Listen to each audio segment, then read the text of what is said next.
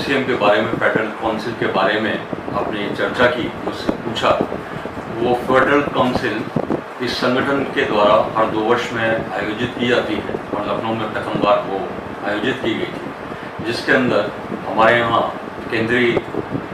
जल मंत्री शेखावत जी और अनुराग ठाकुर जी, वित्त के फाइनेंस राज्य मंत्री,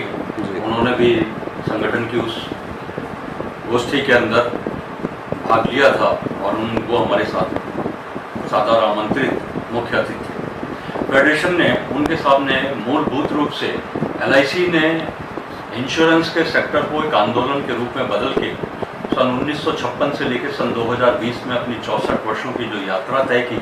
उसने इंश्योरेंस को एक आंदोलन के रूप में बदला और इस आंदोलन को आगे मुख्य भूमिका में जो चलाने वाली एक विकास वाहिनी थी, जिसको कि आज की तारीख में हम लोग डेवलपमेंट ऑफिसर्स कहते हैं, विकास वाहिनी कहते हैं, उसका एक महत्वपूर्ण योगदान है और इसको कोई नकार नहीं सकता है। जब एक संवर्ग किसी संगठन में या किसी भी तंत्र में आता है तो उस संवर्ग की अपनी कुछ ना कुछ अपेक्षाएं उसके साथ में रहती हैं, अपने मैनेजमेंट के साथ में रहती हैं और साथ ही साथ उसकी अपनी कुछ समस्याएं भी रहती हैं जिसका निराकरण वो चाहता है।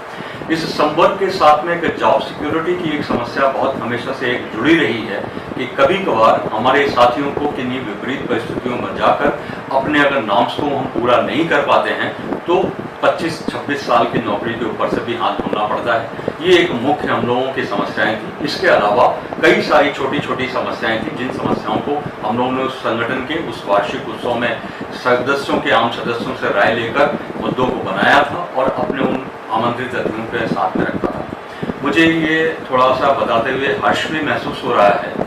कि चूंकि एलआईसी स्वायत्त संस्था के रूप में काम करते रहने के बावजूद में भी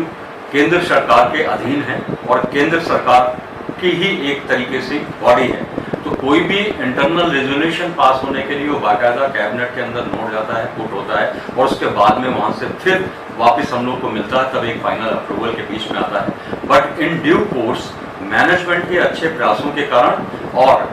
माननीय जो हमारे अतिथिगण थे उन लोगों के विशेष रुचि लेने के कारण हमारी समस्याओं का 45 से 55% तक की समस्याओं का निदान हो चुका है और मैं समझता हूं कि इसके लिए मैनेजमेंट भी हम लोग की तरफ से, संगठन की अपनी शक्ति तो है, मैनेजमेंट के लिए भी स्वागत योग्य रहा हम लोग की तरफ से और वो भी एक बधाई का बात है। विकास अधिकारी की पोस्टिंग होती है तो कुछ एक समस्याएं उसकी जिस शाखा में, स्थानीय शाखा में वो उपस्थित होता है वहाँ से संबंधित ही होती है।